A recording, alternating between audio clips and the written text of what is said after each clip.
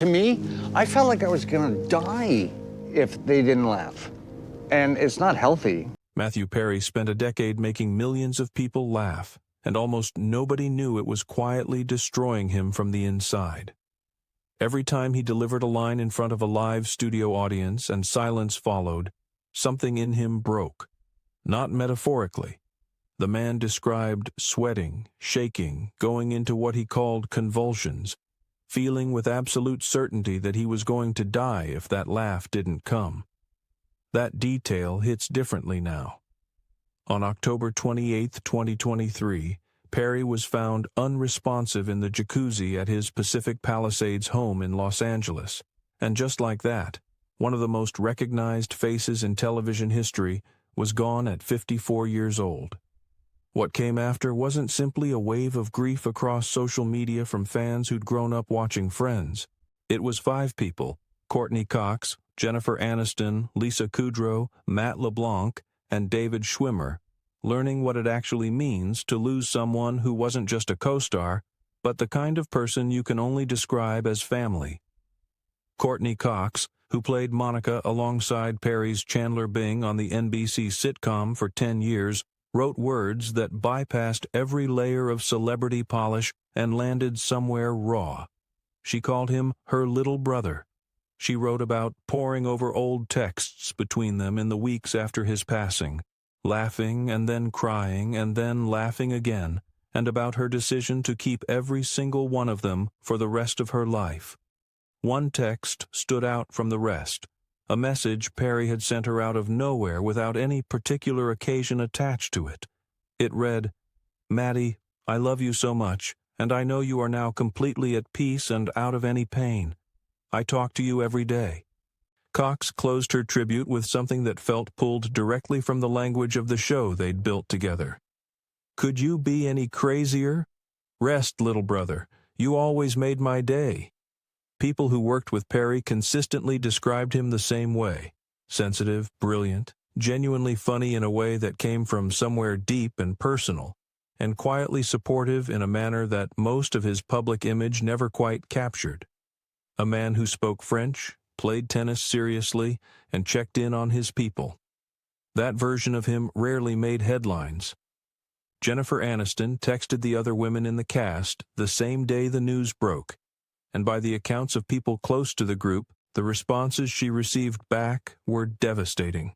Sources speaking to Page 6 described Aniston and Cox as the most visibly shaken among the 5 surviving cast members, with Aniston described as facing the most acute grief of any of them. Her connection to Perry ran deeper than most people outside their circle fully understood. When Perry's addiction became visible to the cast on set during filming, it was Aniston who addressed it directly. Years later, in a 2022 interview with Diane Sawyer, Perry acknowledged her openly and without hesitation. She was the one that reached out the most. I'm really grateful to her for that. In a separate interview with Today, Aniston admitted she hadn't grasped the weight of what Perry was carrying during those years. "I didn't understand the level of anxiety and self-torture that was put on Matthew Perry if he didn't get that laugh and the devastation that he felt," she said, and the honesty in that admission, coming from someone who was right there, speaks to how effectively Perry had learned to carry the heaviest parts of himself without letting anyone see them clearly. His addiction wasn't a footnote or a brief chapter. Perry had been through rehabilitation no fewer than 15 times, a number he mentioned himself in his own interviews, without self-pity and often with a joke close behind it. Not long before his death, he described himself as pretty healthy, still working, still writing, still finding humor in the ongoing battle with his own interior landscape. His memoir, Friends, Lovers, and the Big Terrible Thing, published in 2022, gave the public the most direct account he'd ever offered of what that life actually looked like from the inside. The book also contained a revelation that landed differently than anything else in it. A candid account of feelings he'd developed for Jennifer Aniston 3 years before they ever worked together, back when they first met through mutual friends. Perry had asked her out. She turned him down gently, and he wrote about it later with the kind of self-deprecating humor that defined most of his public voice, describing what he called her deafening lack of interest. Those feelings eventually passed. The friendship that came out of their decade working together on Friends became something more durable than any of that.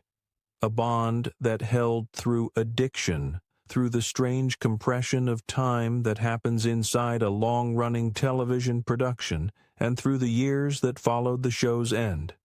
Friends, the sitcom that turned all 6 of them into recognizable figures worldwide, wrapped its run in 2004 after 10 years on NBC. Perry's memoir offered a detail about that decision that hadn't been widely known. It was Jennifer Aniston, he wrote, who first raised the idea of stopping. Jennifer Aniston had decided she didn't want to do the show anymore, and as we all made decisions as a group, that meant we all had to stop. She wanted to move into film. Perry had already been doing both, and by that point the stories of Monica, Chandler, Joey, Ross, Rachel, and Phoebe had arrived at their natural end.